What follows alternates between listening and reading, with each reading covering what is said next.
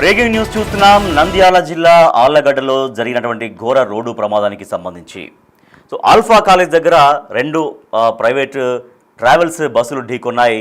చాలా ఘోరమైన ప్రమాదం జరిగింది. రాత్రిపూట ఈ ప్రమాదం జరిగింది. మరి ఎందుకు అంటే కనిపించలేదా, లేదంటే అక్కడ ఉన్నటువంటి ఏమన్నా రోడ్డు ఏమన్నా ఇబ్బందికర పరిస్థితుల్లో ఉందా, లేకపోతే రోడ్డు ఏమన్నా ఇరుకుగా ఉందా? కారణాలు ఇంకా పూర్తిగా తెలియాలి. రెండు ట్రావెల్స్ బస్సులు ఒకదాన్ని ఒకటి ఢీకొనడంతో ఘోర ప్రమాదం జరిగింది. ఆ స్పాట్లో ముగ్గురు మరణించారు, 26 మందికి తీవ్రంగా గాయాలయ్యాయి. తిరుపతి నుంచి హైదరాబాద్కు వస్తుంది జగన్ ట్రావెల్స్ బస్సు. మనం విజువల్స్ చూడొచ్చు. రెండు బస్సులు, ఆ జగన్ ట్రావెల్స్ బస్సు ఎట్లా తునాతునకలైందో మనం చూస్తున్నాం. చాలా బలంగా, చాలా ఫోర్స్గా, అంటే రెండు ట్రావెల్స్ బస్సులు అంటే సహజంగా చాలా వేగంగా ఉంటాయి, చాలా ఫోర్స్తో, చాలా స్పీడ్తో వస్తుంటాయి. రాత్రిపూట కాబట్టి పెద్దగా ట్రాఫిక్ ఉండదు కాబట్టి ట్రావెల్స్ బస్సులను ఎక్కువగా రాత్రిపూటే చాలా ఎక్కువగా తిరుగుతూ ఉంటాయి. ఆ రోడ్స్లలో చాలా వేగంగా వస్తూ ఉంటాయి. మరి అక్కడ రోడ్ ఏమైనా ప్రాబ్లం ఉందా, రోడ్ అక్కడ ఏమైనా ఇరుకుగా ఉందా, లేకపోతే టర్నింగ్ ఉందా, మూలమలుపు ఉందా అనేది కూడా ఇంకా పూర్తిగా వివరాలు మనకు తెలియాలి. అయితే జగన్ ట్రావెల్స్ బస్సు తిరుపతి నుంచి హైదరాబాద్కు వస్తుంది.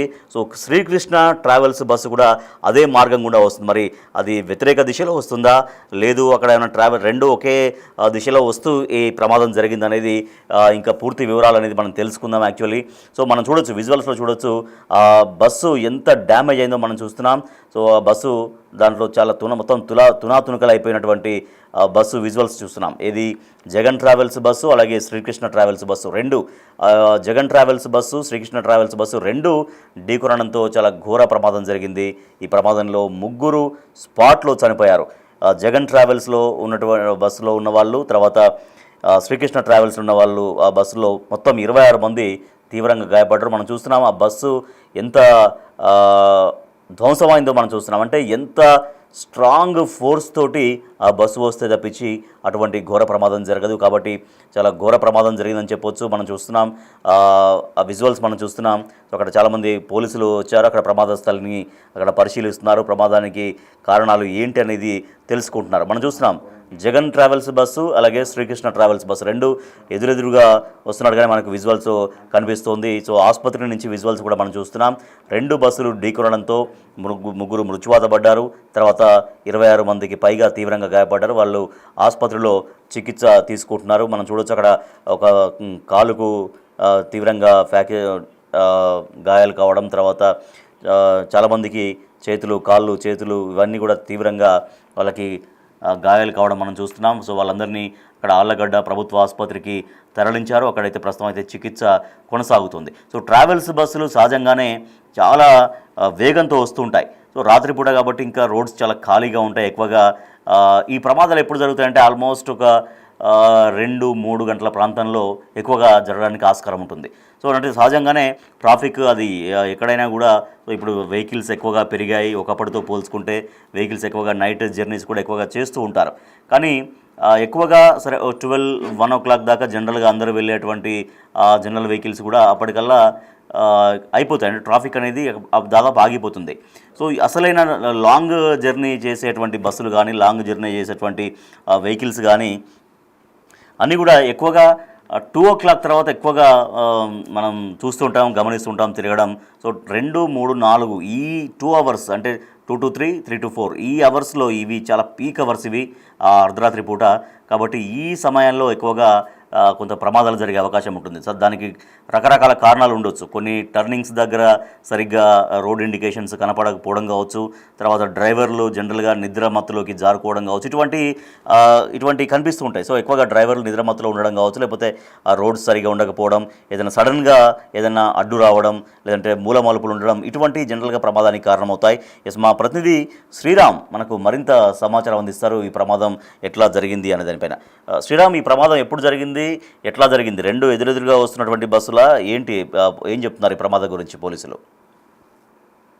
రాజేష్, నంద్యాల జిల్లా ఆళ్లగడ్డ సమీపంలో ఆల్ఫా కాలేజ్ సమీపంలో ఏదైతే ఈ రెండు ట్రావెల్స్ బస్సులో ఓ బస్సు అక్కడే రోడ్డు లెఫ్ట్ సైడ్ కు పార్కింగ్ చేసి ఉన్న సమయంలో వెనుక నుంచి వచ్చినటువంటి ఓ ప్రైవేట్ ట్రావెల్ బస్సు ఢీకొనడంతో అక్కడికక్కడే ఏదైతే ఢీకొట్టినటువంటి బస్సులో 2 మృతి చెందారు. అందులో ఉండే బస్సు ఏదైతే ఉందో ఆ బస్సులో ముందు ఉన్న బస్సులో ఒకరు చనిపోయారు. ఇప్పటికే 26 మంది ఈ ఎవరైతే గాయపడ్డారో వారందరినీ కూడా 3 అంబులెన్స్ల ద్వారా హాస్పిటల్కు షిఫ్ట్ చేసిన పరిస్థితి. ఇంకా ఆ 26 మందిలో కూడా 3 పరిస్థితి విషమంగా ఉన్నట్లుగా తెలుస్తా ఉంది. ఇప్పటికే అక్కడ స్థానికంగా ఉన్నట్టు వారంతా కూడా అంబులెన్స్లు కావచ్చు లేదా పోలీసులకు సమాచారం ఇవ్వడంతో హుటాహుటిన అక్కడికి చేరుకోవడం జరిగింది. ఏదైతే ఈ 2 ట్రావెల్స్ బస్సులు ఉన్నాయో ఓ బస్సు అక్కడ రోడ్డుకు పక్కన పార్కింగ్ చేసి ఉన్నటువంటి సమయంలో ఎన్నికల నుంచి వస్తున్నటువంటి బస్సు అతి వేగంగా వచ్చి ఢీకొనిందా లేక నిద్రమత్తులో యొక్క బస్సును ఢీకొట్టిందా అనే కోణంలో కూడా పోలీసులు దర్యాప్తు చేస్తున్నారు. ఈ బస్సులో ఇది శ్రీరామ్ ఎగ్జాక్ట్ గా ఏ సమయంలో ఈ ప్రమాదం జరిగిందని చెబుతున్నారు? ఈ ప్రమాదం ఈ రోజు మార్నింగ్ తెల్లవారుజామున 3-4 మధ్య ప్రాంతంలో జరిగినట్లుగా చెప్తూ ఉన్నారు. ఈ యొక్క ఘటనకు సంబంధించి పోలీసులు అన్ని కోణాల్లో దర్యాప్తు చేస్తున్నారు. ఎందుకంటే 3 to 4 మధ్యలో అంటే గాఢమైనటువంటి నిద్ర మత్తులో ఉండే ఛాన్స్ ఉంటుంది. అలాంటి సందర్భంలోనే ఈ బస్సు ఢీకొట్టినట్లుగా కూడా పోలీసులు భావిస్తున్నట్లు తెలుస్తా ఉంది. ఇప్పటికే ఎవరైతే ఈ ట్రావెల్స్ బస్సులో అందులో దాదాపుగా 2 బస్సుల్లో ఎంతమంది ప్రయాణికులు ఉన్నారు, వారి ఎక్కడి నుండి వారు ప్రయాణిస్తున్నారనే కోణంలో కూడా పోలీసులు పూర్తిగా డేటా సేకరిస్తున్నారు. ఎందుకంటే 3 మెంబర్స్ ఎవరైతే ఉన్నారో వేరువేరుగా ఉన్నారు, ఒకే కుటుంబానికి చెందిన వారు కూడా కాదు. తిరుపతి నుండి నేరుగా హైదరాబాద్ కి వెళ్తున్న సమయంలో ఇలాంటి ఘటన చోటు చేసుకోవడంతో ఒక్కసారిగా ఆ యొక్క ఆలగడ్డ సమీపంలో రైట్. ఒకటి శ్రీరామ్, అయితే ఇప్పుడు 2 బస్సులు తిరుపతి నుంచి హైదరాబాద్కి వస్తున్నాయని చెప్తున్నారు, అంటే అది రూట్లో ఉన్నాయి. మరి అక్కడ ఎందుకు పార్క్ చేశారు? అక్కడ పార్కింగ్ ప్లేసా ఏమన్నా? మామూలుగా ఇటువంటి ఈ హైవేలలో ఎక్కడ పడితే అక్కడ పార్కింగ్ చేయడానికి కూడా ఛాన్స్ ఉండదు. తట్టు చాలా బిజీగా ఉండే రోడ్డు, బిజీగా అంటే చాలా హైవే కాబట్టి ఇటువంటి ట్రావెల్స్ బస్సులు వస్తుంటాయి కాబట్టి అక్కడ ఏమన్నా ఉందా పార్కింగ్ చేయడం కోసం? ఏమైనా కొంత స్థలం కేటాయించి ఉంటుంది. సో అటువంటి ప్లేస్లోనే శ్రీకృష్ణ ట్రావెల్స్ బస్సు పార్క్ చేసి ఉందా, లేదంటే ఊరికి అక్కడ ఏమన్నా కారణం చేత నిలిపారా? ఏం చెప్తున్నారు దీని గురించి? అక్కడ ఎగ్జాక్ట్ గా పార్కింగ్ ప్లేస్ అయితే ఏం లేదు. కాలేజీ సమీపంలో ముందు భాగంలో అంటే ఎవరికైనా వాష్రూమ్కి వెళ్ళడానికి ఎమర్జెన్సీ అక్కడ ఆపారా, లేకుంటే డ్రైవర్ కి ఏదైనా నిద్రమత్తు ఉండడం వల్లే ఏదైనా కొంత టీ తాగి అలా రిలాక్స్ అయ్యి వెళ్ళాలనుకుని అక్కడికి ఆపారు అనేది కూడా క్లారిటీ లేదు. ఎందుకంటే ఇదంతా తెల్లవారుజామున సమయంలో జరగడంతో ఎవరికి కూడా అంత క్లారిటీ లేదు. పోలీసులు కూడా ఈ ఘటనకు సంబంధించి ఇప్పటి వరకు మాట్లాడినటువంటి పరిస్థితి లేదు. అదంతా ఘటన జరిగిన తర్వాత వారందరినీ హాస్పిటల్ కి షిఫ్ట్ చేయడం, ఏదైతే మృతదేహాలు ఆ బస్సులో ఇరుక్కున్నాయో వాటిని బయటికి తీయడంలోనే పోలీసులు నిమగ్నమైనటువంటి పరిస్థితి. అయితే చూడాలి ఈ ఘటనకు సంబంధించి. ఇంకొకటి శ్రీరామ్, ఇప్పుడు ఆగి ఉన్న బస్సు అంటే ఇంత క్లారిటీ ఉందా మనకి? ఎందుకంటే ఆగి ఉన్న బస్సు శ్రీకృష్ణ ట్రావెల్స్ బస్సు ఆగితే జగన్ ట్రావెల్స్ బస్సు వచ్చి ఢీకొట్టిందా, లేదంటే జగన్ ట్రావెల్స్ బస్సు ఆగితే శ్రీకృష్ణ ట్రావెల్స్ బస్సు వచ్చి ఢీకొట్టిందా? ఇది ఎగ్జాక్ట్ ఇన్ఫర్మేషన్ ఉందా? పోలీసులు చెబుతున్నారు ఏమన్నా? ఎస్ ఇందాక మనం కొంత పోలీసు అధికారులకు ఫోన్ చేసి మాట్లాడడం జరిగింది. అక్కడ ఈ 2 బస్సుల్లో ఒక బస్సు ఆగి ఉండడంతో బ్యాక్ సైడ్ నుంచి వస్తున్నటువంటి ఏదైతే తిరుపతి నుండి కడప నేరుగా ఆళ్ళగడ్డ మీదుగా వచ్చే బస్సులు ఏవైతే ఉంటాయో ఒక బస్సు పార్కింగ్ అక్కడ పార్క్ చేసి ఉంది. ఎన్నికల నుంచి వచ్చినటువంటి బస్సు అతి వేగంగా ఢీకొట్టడంతో బస్సు ఏదైతే ఢీకొట్టిన బస్సులో 2 అక్కడికక్కడే మృతి చెందారు. ముందున్నటువంటి బస్సులో ఒకరు చనిపోయారు. దాదాపు 2 బస్సులు కొంత ఫ్రాక్చర్ కావడంతో ఒక 26 మందికి బాగా గాయాలయ్యాయి. మిగతా ఇంకా 3 పరిస్థితి విషమంగా ఉందంటూ కూడా పోలీసు సంబంధించినటువంటి వర్గాల వారు చెప్పడంతో వారందరినీ కూడా స్థానికంగా దగ్గరలో ఉండే ఆళ్ళగడ్డ ప్రభుత్వ హాస్పిటల్ కూడా షిఫ్ట్ చేశారు. ఇంకా మిగతా క్షతగాత్రులలో కూడా 3 కాకుండా ఇంకా మిగతా వారికి కూడా పెద్ద బలమైనటువంటి గాయాలు కావడంతో అక్కడి నుండి నేరుగా నంద్యాల జిల్లా హాస్పిటల్ కూడా షిఫ్ట్ చేస్తున్నారని కూడా తెలుస్తుంది. Right, thank you Sriram. Yes, Nandyal జిల్లా ఆళ్ళగడ్డలో తెల్లవారుజామున అంటే 3 గంటల తర్వాత 3-4 గంటల ప్రాంతంలో ఒక ఘోరాతి ఘోరమైనటువంటి ప్రమాదం జరిగింది.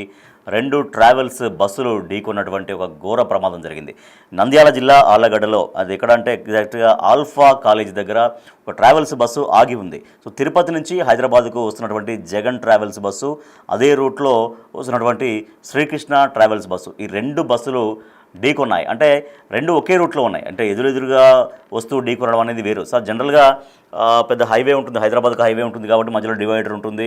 ఎగ్జాక్ట్గా ఎదురెదురుగా రావడానికి పెద్దగా ఆస్కారం ఉండదు. ఎందుకంటే దేని రూట్స్ వన్ వేస్, ఇటు నుంచి వెళ్ళే రూట్లు దానికి ఇటు వన్ వే ఉంటుంది, అటు నుంచి వచ్చే బస్సెస్కు అటు వన్ వే ఉంటుంది. సో 2 నేరుగా ఎదురెదురుగా యాక్సిడెంట్ కావడానికి ఢీకొనడానికి అయితే ఛాన్స్ లేదు. కాబట్టి 2 ఒకే రూట్లో వస్తున్నాయనేది పోలీసు అధికారులు చెబుతున్నారు. అయితే అక్కడ ఆల్ఫా కాలేజ్ దగ్గర ఒక బస్సు ఆగి ఉంది, జగన్ ట్రావెల్స్ బస్సు ఆగి ఉంది, లేదంటే శ్రీకృష్ణ బస్ ట్రావెల్స్ ఆగి ఉంది. సో ఇంక ఎగ్జాక్ట్గా ఇన్ఫర్మేషన్ అయితే రావాలి. బట్ ఒక బస్సు అక్కడ ఎందుకు ఆపారు, అది నిజంగా అంత హైవేలో ఏమైనా అవసరం కోసం ప్రయాణికులకు ఏమైనా అవసరాలు ఉంటాయి, లేదంటే కిందికి దిగడానికి, లేకపోతే ఏమైనా మలమూత్ర విసర్జన ఉంటాయి కాబట్టి దానికోసమో, లేకపోతే ఎవరైనా కొంత బస్సులో కొంచెం ఇబ్బందికరంగా ఉంటాయి, ఏమైనా వామిటింగ్స్ చేసుకోవడం కోసం అయినా, అటువంటి సిచ్యువేషన్ వచ్చినప్పుడైనా కూడా అటువంటి జనరల్గా అటువంటి కండిషన్స్లోనే బస్సెస్ అక్కడ ఆపుతారు, ఏది రాంగ్ పార్కింగ్ ప్లేస్లో.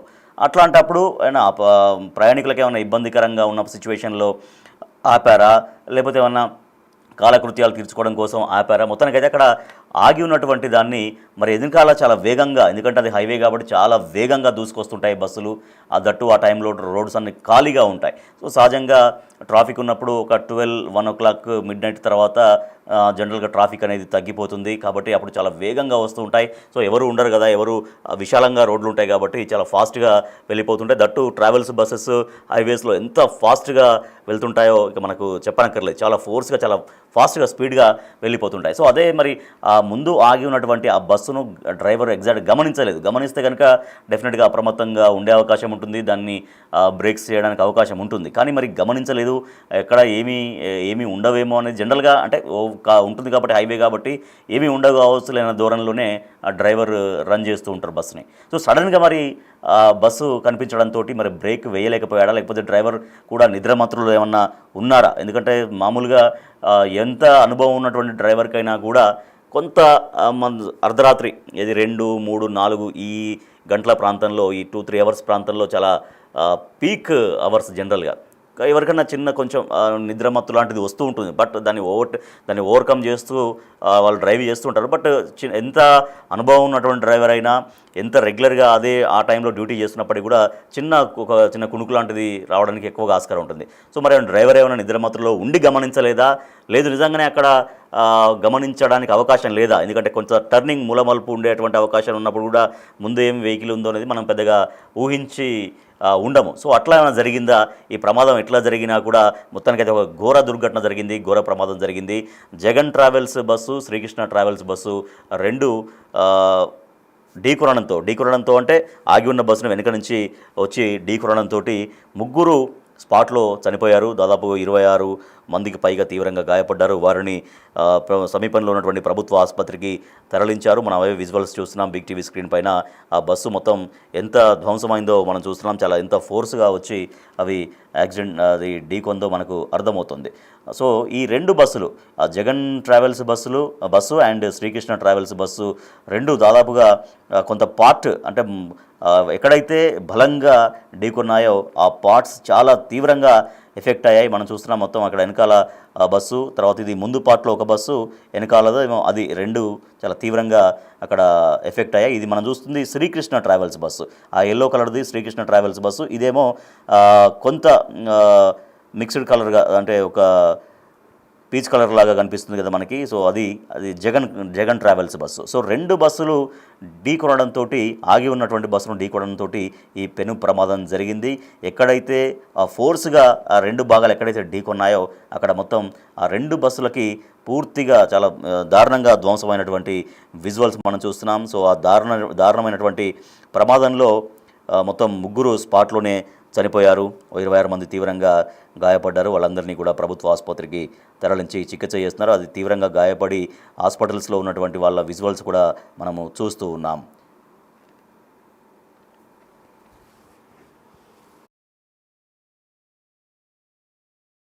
మీరు ఎక్కడి నుంచి వస్తున్నారు? బస్సు అందరూ పడుకున్నారు. సడన్గా లెఫ్ట్కి వెళ్ళి కాలువలో దిగిపోయింది బస్సు. వెనక నుంచి ఎవరో గుద్దారని చెప్పారు. ఇంకా మెల్లగా బస్సు నుంచి హాఫ్ అవర్ టైం ఎంతమందికి గాయాలైంది? లేదా బస్సులో ఉన్న అందరికీ అయింది. నాకు తెలిసి నలుగురు చనిపోయారని చెప్పారు. వెనుక నుంచి అంటే వెనుక ఏదైనా శ్రీకృష్ణ కావచ్చు బస్సు వెనుక నుంచి ఏదైనా తగినట్టు మీకు కనిపించింది అక్కడ? అనిపించింది. బస్సు టోటల్ కిందకి చాలా మీరు ఎక్కడి నుంచి వస్తున్నారు? తిరుపతి నుంచి వస్తుంది. బస్సు అందరూ పడుకున్నారు. సడన్గా లెఫ్ట్కి వెళ్ళి కాలువలో దిగిపోయింది బస్సు. వెనక నుంచి ఎవరో గుద్దారని చెప్పారు. ఇంకా మెల్లగా బస్సు నుంచి హాఫ్ అవర్ టైం ఎంతమందికి గాయాలైంది? లేదా బస్సులో ఉన్న అందరికీ అయింది. నాకు తెలిసి నలుగురు చనిపోయారని చెప్పారు. వెనుక నుంచి అంటే వెనుక ఏదైనా శ్రీకృష్ణ కావచ్చు బస్సు వెనుక నుంచి ఏదైనా తగినట్టు మీకు కనిపించింది అక్కడ? అనిపించింది. బస్సు మీరు ఎక్కడి నుంచి వస్తున్నారు? తిరుపతి నుంచి వస్తుంది. బస్సు అందరూ పడుకున్నారు. సడన్గా లెఫ్ట్కి వెళ్ళి కాలువలో దిగిపోయింది బస్సు. వెనక నుంచి ఎవరో గుద్దారని చెప్పారు. ఇంకా మెల్లగా బస్సు నుంచి హాఫ్ అవర్ టైం ఎంతమందికి గాయాలైంది? లేదా బస్సులో ఉన్న అందరికీ అయింది. నాకు తెలిసి నలుగురు చనిపోయారని చెప్పారు. వెనుక నుంచి అంటే వెనుక ఏదైనా శ్రీకృష్ణ కావచ్చు బస్సు వెనుక నుంచి ఏదైనా తగినట్టు మీకు కనిపించింది అక్కడ? అనిపించింది. బస్సు టోటల్ కిందకి చాలా మీరు ఎక్కడి నుంచి వస్తున్నారు? తిరుపతి నుంచి వస్తుంది. బస్సు అందరూ పడుకున్నారు. సడన్గా లెఫ్ట్కి వెళ్ళి కాలువలో దిగిపోయింది బస్సు. వెనక నుంచి ఎవరో గుద్దారని చెప్పారు.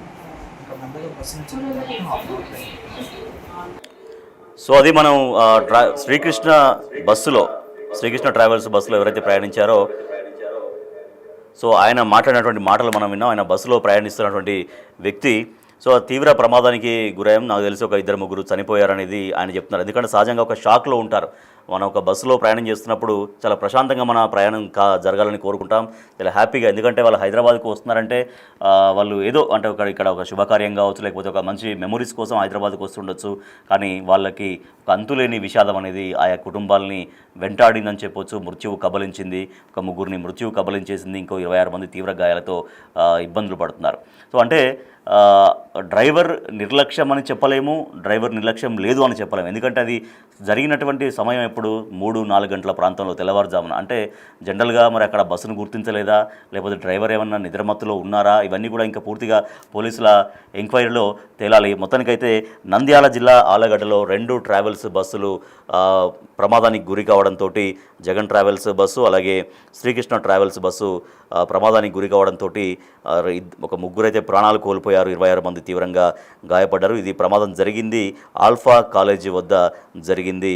సో ఆల్ఫా కాలేజీ వద్ద జరిగిన ప్రమాదంలో 3 మృత్యువాత పడ్డారు, 26 మంది తీవ్రంగా గాయపడ్డారు. వారు ప్రభుత్వ ఆసుపత్రిలో ప్రస్తుతం అయితే కోలుకుంటున్నారు. సో ఈ ప్రమాదానికి గల కారణాలు ఏంటి అనేది ఇంకా పూర్తిగా తెలియాల్సినటువంటి అవసరం ఉంది. మరి అక్కడ ఆ ట్రావెల్స్ బస్ అక్కడ ఎందుకు పార్క్ చేశారు, నిజంగా అక్కడ పార్క్ చేయాల్సినటువంటి జనరల్గా హైవేస్లో పార్క్ చేసే ప్లేస్ కొంత దూరం పోయినాక సపరేట్గా ఉంటాయి, సపరేట్గా వాటికి కేటాయించబడి ఉంటాయి, అక్కడే మాత్రమే పార్క్ చేసుకోవాలి. లేదంటే ఏదైనా రోడ్ సైడ్కి ఏదైనా దాబాస్ ఉంటాయి, లేదంటే హోటల్స్ ఉంటాయి. సో అక్కడికి లోపలికి వెళ్ళవచ్చు, అక్కడ పార్క్ చేసుకుంటారు, వాళ్ళు కావాల్సినటువంటి అవసరాలు తీర్చుకుంటారు, మళ్ళీ బస్సులో ప్రయాణం మొదలవుతుంది. కానీ మరి అక్కడ మెయిన్ హైవే పైన అక్కడ ఆల్ఫా కాలేజ్ వద్ద ఆ బస్సు ఎందుకు పార్క్ చేయబడింది? మరి ఆ బస్సును వెనకాల నుంచి వచ్చే బస్సు డ్రైవర్ గమనించలేదా, నిద్రమత్తులో ఉన్నారా? జనరల్గా మరి ఆపినటువంటి బస్సు కూడా కొంత ఇండికేషన్స్ కూడా ఇవ్వాలి, కొంచెం సిగ్నలింగ్స్ కూడా ఉంటాయి, కొంచెం లైట్ డిప్పర్ చేయడం కావచ్చు, ఇవన్నీ కూడా ఉంటాయి బ్యాక్ నుంచి వచ్చే వాళ్ళకి కనిపించడం కోసం. మరి అదేమన్నా ముందు బస్సు వాళ్ళు చేయలేకపోయారా?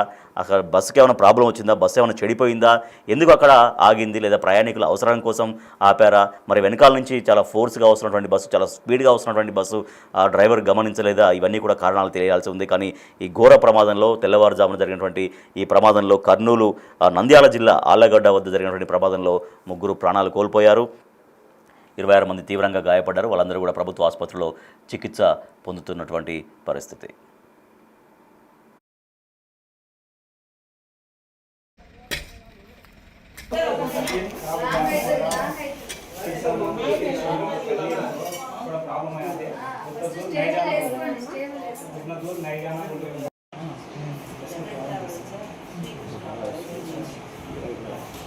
ఏం జరిగింది అక్కడ?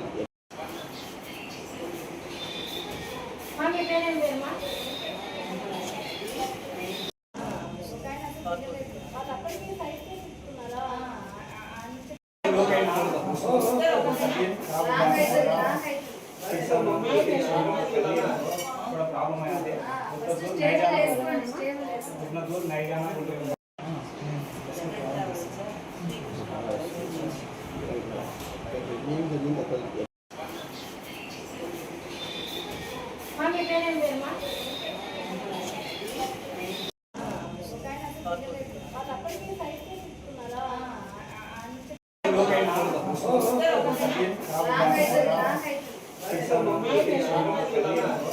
ప్రాబ్లం